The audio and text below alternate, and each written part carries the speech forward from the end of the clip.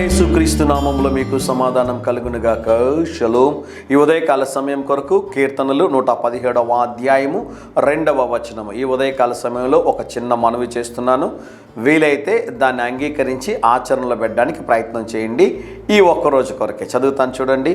యెహోవాను స్తుతించుడి. ఈ ఉదయకాల సమయంలో ఒక నూతనమైన ప్రార్థన చేయబోతున్నాం. ఏం ప్రార్థన అంటే, మన అవసరతలు, మన సమస్యలు, మన ఇబ్బందులు, మన కష్టాలు, మన కలవరాలు, మన భయాలు ఇవన్నిటినీ పక్కన పెట్టేసి ఈ ఒక్కరోజు దేవుని స్తుతించండి. ఏ కంప్లైంట్ చేయొద్దండి, ఏ అవసరత గురించి చెప్పొద్దండి, వేరే ప్రార్థనలు ఏవీ లేకుండా ఈరోజంతా దేవుని స్తుతించి చూడండి. ఎంత సమాధానం కలుగుతుందో తెలుసానండి, ఎంత ఆశీర్వాదం కలుగుతుందో తెలుసా.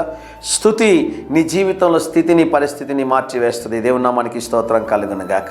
కేవలం దేవుని స్తుతించిన ఉదయకాల సమయంలో, ప్రభువా నిన్ను స్తుతిస్తున్నాను, నీ నామాన్ని గణపరుస్తున్నాను, నీ కృప నిరంతరం ఉండును గాక ప్రభువా. ఇంతవరకు చేసిన మేలుల కొరకే నీకు వందనాలు ప్రభువా.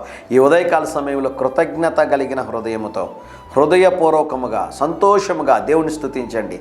ఆయన ఎన్ని మేలులు చేశాడు కదండి. అందుకని దావీదు అంటాడు, ఆయన చేసిన ఉపకారములలో దేనిని మరవద్దు అంటాడండి. ప్రియులారా, ఈ ఉదయకాల సమయంలో మనం కూడా దేవుడు చేసినటువంటి మేలులన్నింటినీ తలపోస్తూ దేవుని సన్నిధిలో ప్రార్థన చేయండి, దేవుని స్తుతించండి. ప్రభువా నిన్ను నాకు గణపరుస్తున్నా, నీవే నా కోట, నీవే నా కొండ, నీవే నా ఆశ్రయం, నీవే నా దుర్గము, నీవు తప్ప వేరొక ఆధారము నాకు లేదు ప్రభువా అని చెప్పి చూడండి. ప్రియులారా, ప్రభువా మేము మిమ్మల్ని ప్రేమిస్తున్నాం ప్రభా, మీరు మమ్మల్ని ప్రేమిస్తున్నందుకు నీకు స్తోత్రం నాయన అని చెప్పి చూడండి. ఈరోజు మీరు స్తుతిస్తూ ఉండగా అవసరతలు, కొరతలన్నీ తీర్చివేయబడి బలమైన దేవుని అభిషేకం మీ మీదకి వచ్చి మిమ్మల్ని అభిషేకించి మీ ప్రతి అవసరతను సంధించి సమాధాన, సంతోషం, నెమ్మదులు మీకు కలుగజేయునుగాక. ధైర్యంగా ఈ దినాన్ని ఎదుర్కోండి.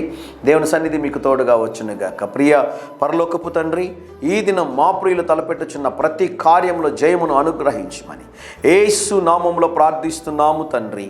Amen, amen.